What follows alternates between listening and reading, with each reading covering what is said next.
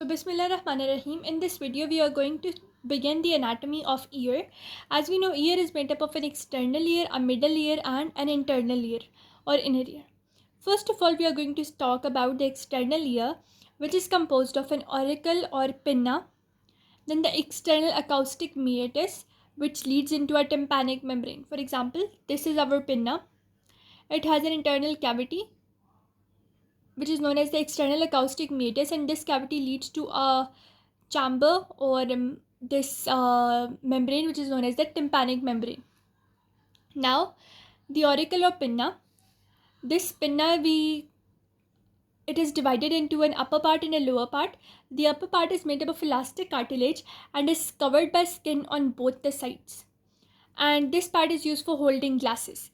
But the lower part of the pinna, it is made up of fibrofatty tissue and it is known as lobule.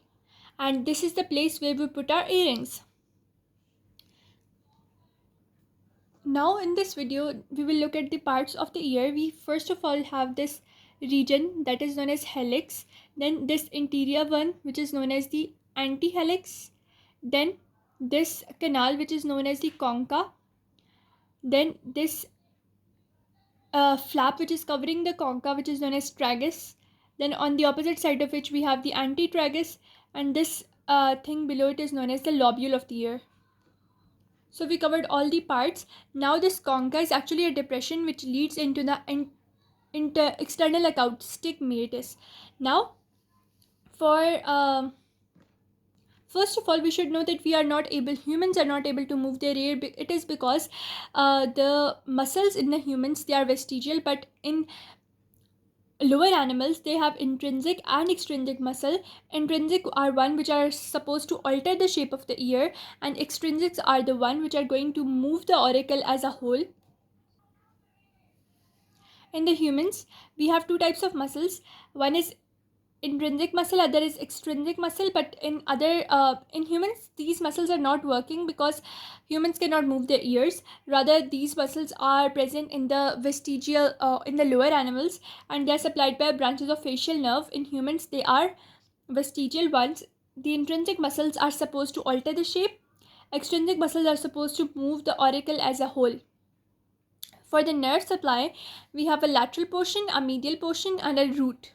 The lateral portion is further divided into an upper 2/3 and a lower 1/3.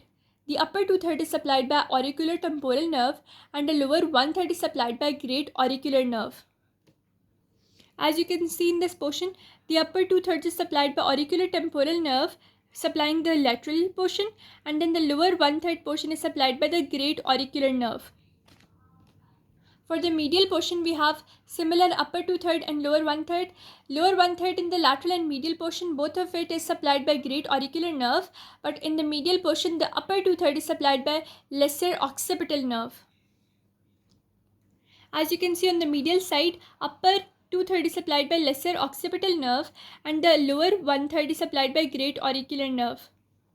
And now here we have the root, and root is mainly supplied by the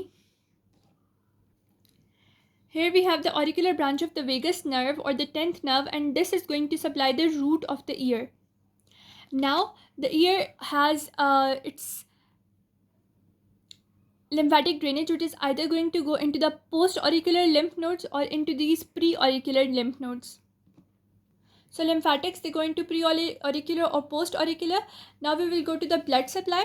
Blood supply of the ear is mainly by the external carotid artery, which further divides into a posterior auricular branch and a superficial temporal branch. Both of these branches, the posterior auricular as well as the superficial temporal, they are going to supply the pinna.